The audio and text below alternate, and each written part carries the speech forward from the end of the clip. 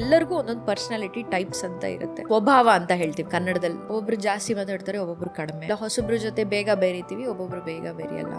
ಒಬ್ಬೊಬ್ರು ಬೇಗ ಗಾಬರಿ ಆಗ್ತೀವಿ, ನಾಳೆ ಎಕ್ಸಾಮ್ ಇದ್ರೆ ಗಾಬರಿ ಅಂತ ಏನ್ ಹೇಳ್ತೀವಿ, ಇದು ಒಂದು ಟ್ರೇಟ್. ಕೆಲವೊಬ್ಬರಿಗೆ ತುಂಬಾ ಅನುಮಾನಾಸ್ಪದವಾಗಿರ್ತಾರೆ, ಬೇಗ ನಂಬಲ್ಲ. ಟ್ರೇಟ್ ಅಂದ್ರೆ ನಿಮ್ಮ ಸ್ವಭಾವದ ಒಂದು ಭಾಗ. Traits are normal. Every person has a ಪರ್ಸನಾಲಿಟಿನೇ ಅಬ್ನಾರ್ಮಲ್ ಅಲ್ಲ. Type A, type B, type C personality is a vague differentiation. Type A ಅಲ್ಲಿ ಪ್ಯಾರನಾಯ್ಡ್ ಅಂತ ಇರ್ತಾರೆ, ಇಲ್ಲ ಸ್ಕಿಜಾಯ್ಡ್ ಅಂತ ಇರ್ತಾರೆ, ಅನುಮಾನಾಸ್ಪದವಾಗಿ, ಇಲ್ಲಾಂದ್ರೆ ಮ್ಯಾಜಿಕಲ್ ಥಿಂಕಿಂಗ್ ಅಂತ ಹೇಳ್ತೀವಿ. ಈಗ ನೀವೆಲ್ಲ ಮಾರ್ವೆಲ್ ಮೂವೀಸ್ ನೋಡ್ತೀರಾ, ಸ್ಕೈಫೈ ಮೂವೀಸ್ ನೋಡ್ತೀರಾ, so these are all magical thinking. It's a trait in their personality.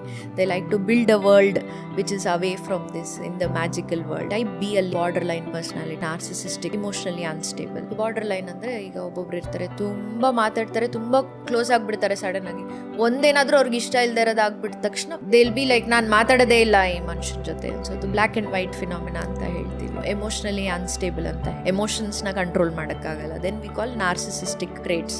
ನಾನ್ ಮಾಡಿದ್ದೆ ಕರೆಕ್ಟ್, ನನ್ಗೆಲ್ಲ ಗೊತ್ತು, usually I am most important. These are all traits, but once when it becomes too much, it becomes a personality disorder. Type C ಅಲ್ಲಿ anxious personality, dependent personality, obsessive compulsive personality traits. All of us will have certain traits, so it is normal. That doesn't make you OCD, paranoid personality or psychosis or schizophrenia.